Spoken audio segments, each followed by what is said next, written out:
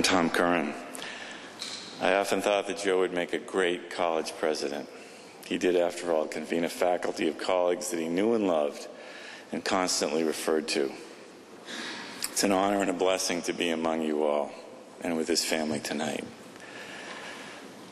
I first met Joe in 1983 when I was working for a residential school for emotionally disturbed children in central New Hampshire. I'd just been demoted from farm manager to director of development. One of our trustees was a member of the Bird family. She took me to meet the executive director of the Bird Charitable Foundation, whose office was in, as it turned out, the East Walpole Library. Joe Breitniker was gracious, charming, witty, and non-committal. He seemed genuinely interested in our cause, heard us out on our request for funds, regaled us with stories, and showed us the door. "Come back next week," he said to me, as if I'd just bought a suit at Filene's and left it with him for alterations. When I returned a week later, Joe greeted me warmly, fetched coffee, and offered me a seat under one of Walker Evans' photographs from Let Us Now Praise Famous Men.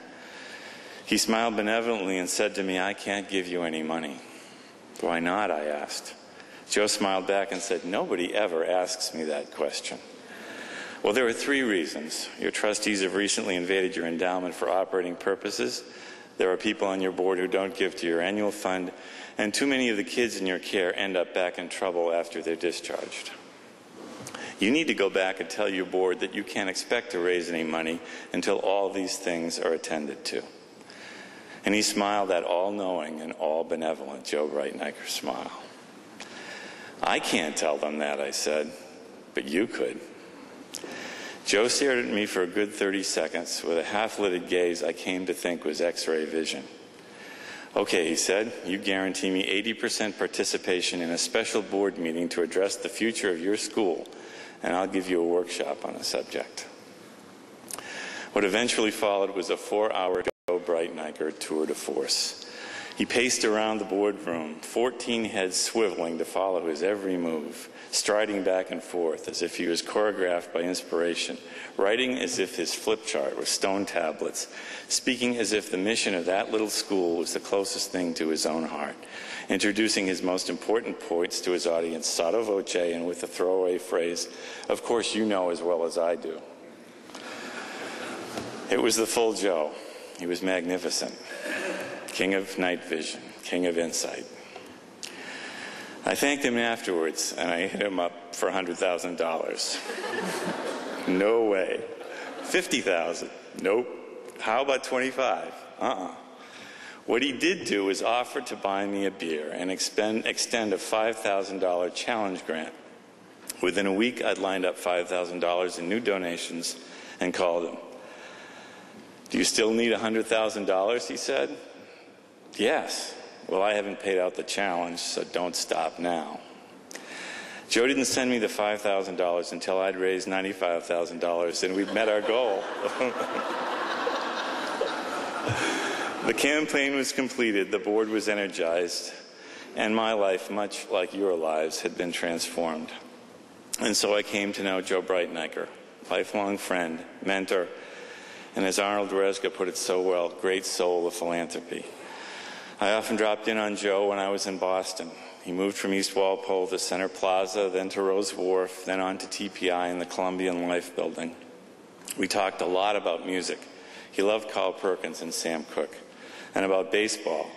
He loved, among so many others, Ozzie Smith, the Hall of Fame shortstop who on big days did a backflip on the field out of a sheer love of the game. As I got to know him better, I began to see that he was at the center of a network of extraordinarily dedicated professionals and philanthropists. It seemed that the hackneyed phrase, "the best and the brightest," had an actual incarnation in the not-for-profit world, and Joe was central to its dedication to purpose, rigorous standards, and meaningful outcomes. And it was through this, in Paul Simon's words, loose affiliation of millionaires and billionaires that, against all odds, Joe orchestrated miracles and wonders for the homeless, the sick, the arts, the environment, for the victims of poverty and discrimination. His business card at TPI could well have been written by Emma Lazarus or by Thomas Jefferson. For as well as we know Joe as a philanthropist, he was also a patriot soldier in the everlasting American Revolution, a general officer in the Grand Army of the Republic.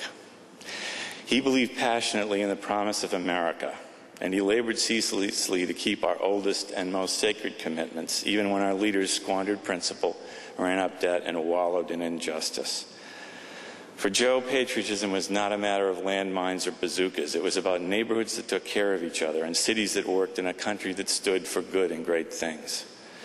And it was certainly about bravery, the bravery of Mary Dyer, or Robert Gould Shaw, or Martin Luther King, the people who stood up in their time when frightened persons sought to build a fence around this country to keep out the Quakers or the blacks or the Jews or the Catholics.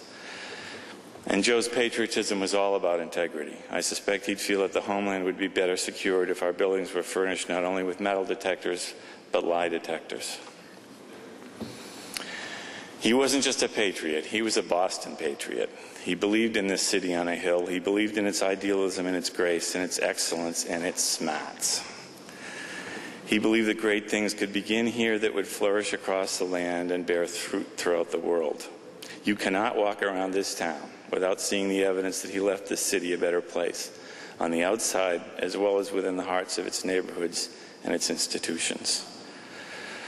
When Joe gave me the great gift of the chance to say goodbye, I said to him, "It looks like we'll have to straighten out this country without you."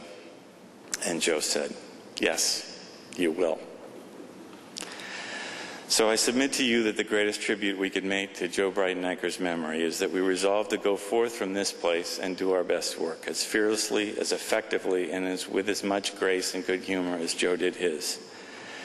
And when we encounter the inevitable outer shocks and inner doubts that are the cost of doing the work, we should remember the heritage of this old meeting house, which now includes Joe's celebration. Gather together our doubts, our fears, our frustrations, and our inertia. Truck them down Congress Street and across the central artery and dump them in the channel like so many chests of unwanted tea. I bet that every time we win a victory for virtue, somewhere in the edge of the grass of some celestial infield, Joe would slap his baseball glove and do a backflip just like Ozzie Smith. And he'll thank us for letting him help.